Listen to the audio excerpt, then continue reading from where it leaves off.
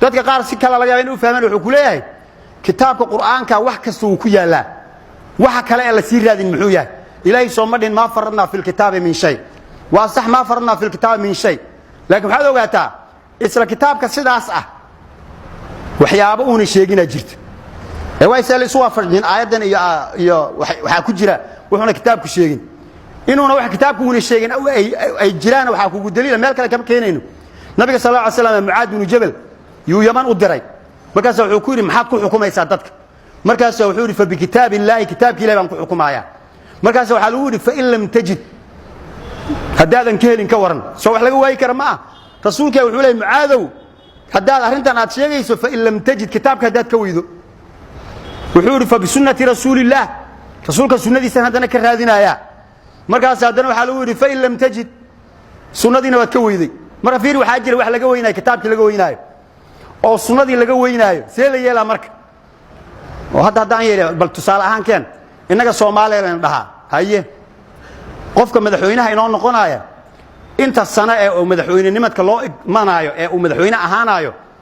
waa meeqa sano waa 5 sano bal aayad quraana ka soo saar jamhuuriyadda Soomaal ra'iisuha muddatu 5 sanawaat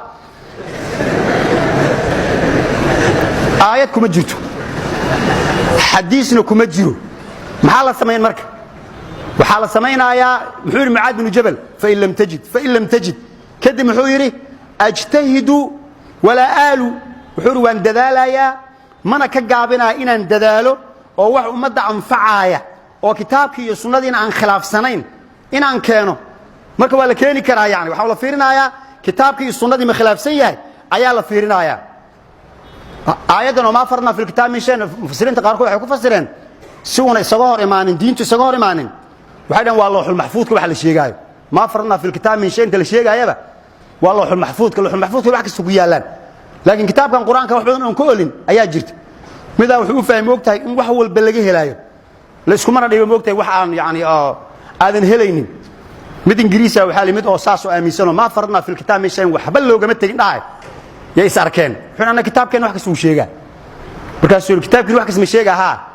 magacayga ka soo saarba kitaabkiina markaas uu magaca adiga wuxuu yiri cook ayaa la dhahaa wa tarakuuka la bishoogaysaa wa tarakuuka cook ma sheegaysa magaci ninka ingiriisiga oo meesha ka soo saaray oo tarakuuka ah marka meesha waxa la rabaa yaani in la fahmo ma farna fil kitaab shay waxa loo jeedaa waa looxul mahfuudka wax ka soo sheega laakiin kitaabkeena quraanka fa in lam tajid ayaa ku jirta taas waa mid kale waxay tahay kitaabadan inoo qoran fiqiga ah safiinaha ka soo bilow sheekh ayaa qoray faslun hada kan faslun fasal waaye oo inoo qoray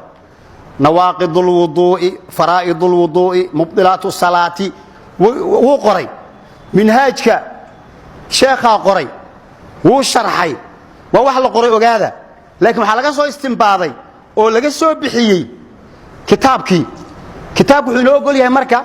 wixii aan xalaal iyo xaraan ahayn wada mesela khamradu waa xaraan ribadu waa xaraan zinadu waa xaraan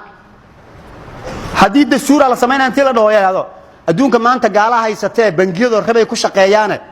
aan ribada xalaalayno inagoo Soomaaliland dhahna dhaqaalaha si uu kobco gaalada bangiyadeeda ribada isticmaal ayaan la shaqeysanaynaa saas daraadeed ribadu way bannaan tahay qaar dhahan oo saa ku soo qoraan lagama yeelay maxaa yeelay taxliilka iyo tahriimka ilaahay baa iska leh wala taqulu lima tasifu alsinatukum alkadhib hada halal wa hada haram litaftaru ala allahi alkadhib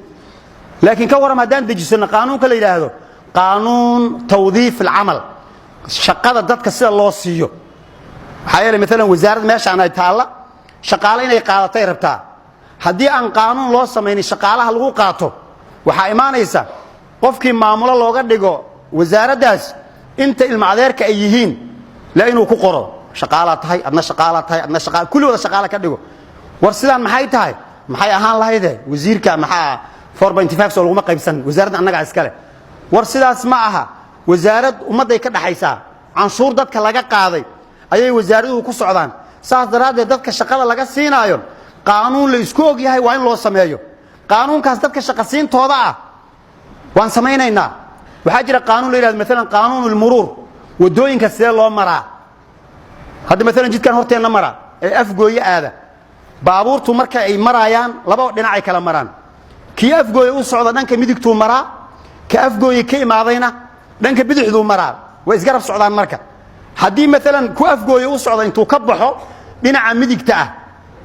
أو دناع كلا أو مرو تذكرون محيدها هذا واسكال قبصنا واسكال موجي لكن محل له بابور كاس شرع الدراي وضد كمرايا أو سيد كيسي أما دنعيسي معه هدي ترافق أي قبطه محيدها مخالف وكجرا وحو خلافي قانونكي أو وضد اللي قمر لها جناح على قضايا هذا ترى هذا قف كان بقول كن أشل الصومالي على قاضي محل لو قاضي آيات دل لو قاضي هذا ترى آيات جناح شيء جيسه وكل هاي بقول كن على قاضي قف كجيت كأفجوي يسقو دنعي كلا كمرايا ده مهليسد حديثنا مهليسد لكن هذا صار لون نظامين شلال كبابورتا يسكون عيا بدنايا ساس درادد وحي معناها dadku ay waxooda ku nidaamsanayaan nabigu wuxuu yiri antum a'lamu bi umuri dunyakum adduunyada saa u dhaqanaysan idinka taqaanaan laakiin waxaan la ogolayn wax shariicada khilaafsan hadda inaga Soomaali hadaan nahay burburkii kadib wax un dawlad la isku soo yara aadiyo waxa laga soo bilaabaa 2000 shirki carta waxa qaban qaabi oo ogtiin Soomaalida ayaan taariikhda maxay ku fiicneen ma ogi waxa qaban qaabi dad bulsho rayid ah oo culimo ay hogaaminayaan oo hogaami kooxadeedii xilligaas jiray qayb kama ayna ahayn waxa isku aadiyay odayaashii dhaqanka ganacsatadii culimadii waa shirki carta waa ogtiin soo ku dhacay markii la qoraayay dastuurka waxa lagu qoray oo ilaa hadaba ku taala ay qaanuun يخالف الشريعة الإسلامية يعتبر باطلا قضب كستا أو شريعة الإسلام ككهر إيمانايا وحكم الجيران يا مركب صومالي شريعة وحنا يا كل حكم كره كوقف فاسق سندي لك كانوا بولشة أيوج يهاي إن الشريعة أوجشها هذه سؤال ويديو هذا وطن كم حد كل حكم يسا هذا هو فاسق هذا لوجيا أو موريانا محودها يا شريعة ولا ما تابتان شريعة لوج حكمها meeshaas fiir wala soo gaarsiyo mas'uul soo gaarsiyo in la fuliyo la dhiman ee dadka fikir ahaan dadka dhan waxa laga dhaadhiciyay shariicada islaamka muslimaan nahay wax kale oo anfacaya ma jiro ittabi'u ma unzila ilaykum min rabbikum wala tattabi'u min dunihi awliya qalilan ma tadhakkarun wuxuu ilaahay soo dejiyay raaca wuxuu ilaahay soo dejiyay wixii sidaas loo sheegay oo xalaal iyo xaraan iyo ku saabsan waa sidaas wixii nidaamin iyo ku saabsan xagee la maraa iyo beeraha see loo qotaa iyo jawiga see diyaaradaha loo kala hagaayo baabuurtu say ku kala socdaan iyo see shaqada markii dadka la siinayo loo kala nidaamiyaa iyo intaas waa inoo ogol yahay intaas markaan ka soo gudubno oo dastuurnimada mushkil ma leh waxa lagu qoray in baa la fiirinayaa ay noqoto hal arrin oo waxa inoo soo hartay hal mas'ala oo lagu baabacay oo meesha Soomaaliya ay dhahdaan faraha looga gubtay ayaa ayadana jirta arrintaasi culays weyn ee dadka ku haysa oo ah يعني دولة نمتك Soomaaliya hadaan nahay dawladnimadkeenu way cusub tahay oo madaxweynihii Soomaaliyeed ee ugu horeeyay ayaa dadka intooda badan ay soo gaareen aadan cad Allahu naxariisay mar dhow ayuu dhintay waa madaxweynihii ugu horeeyay marka taariikhdeenu taariikh dheer ma ah isticmaalkii inta laga soo imaaday iyo waqti dheer ma in badanna fawda ayaan ku jirnay